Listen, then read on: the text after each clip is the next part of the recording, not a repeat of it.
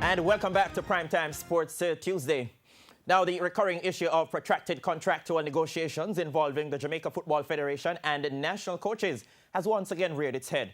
This time, the issue is with the coaches who have guided the national senior women's team to the FIFA World Cup in France. Karen Madden has the details.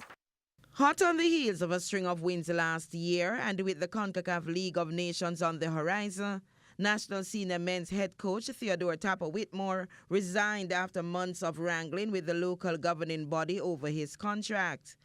Sports Minister Olivia Babsy-Grange convened a meeting with the stakeholders, following which Whitmore, the former national player, took his resignation off the table. But the problem of coaches and the salary hasn't gone away, as after working for several months without pay, a contract is yet to be settled on in order for women's head coach Hugh Menzies and assistant coach Lon Donaldson to be paid.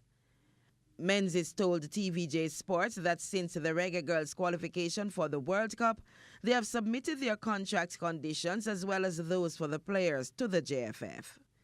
In the conditions, the Florida-based coach insisted that the contracts must have continuity beyond the current campaign. We've proposed a contract. JFF has the contracts. We're just thinking if they're going to accept it or counter offer it, then we can sit down and negotiate. But we need to get this thing over with, and we need to especially focus on football. Okay, we're on a bigger stage. We don't need to leave clouds hanging over us.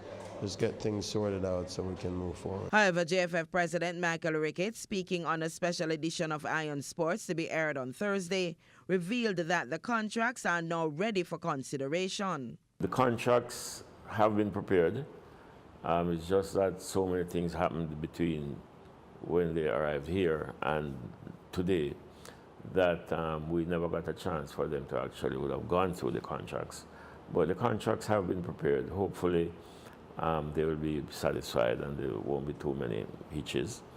But like I said, they are ready just for them to be presented to both coaches and players, and then we take it from there. Menzies and Donaldson, who is based in Colorado, were drafted into the program by Reggae Girls ambassador Sidella Marley to help resuscitate the senior women's program.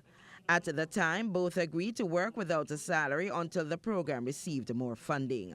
Karen Madden, TVJ Sports.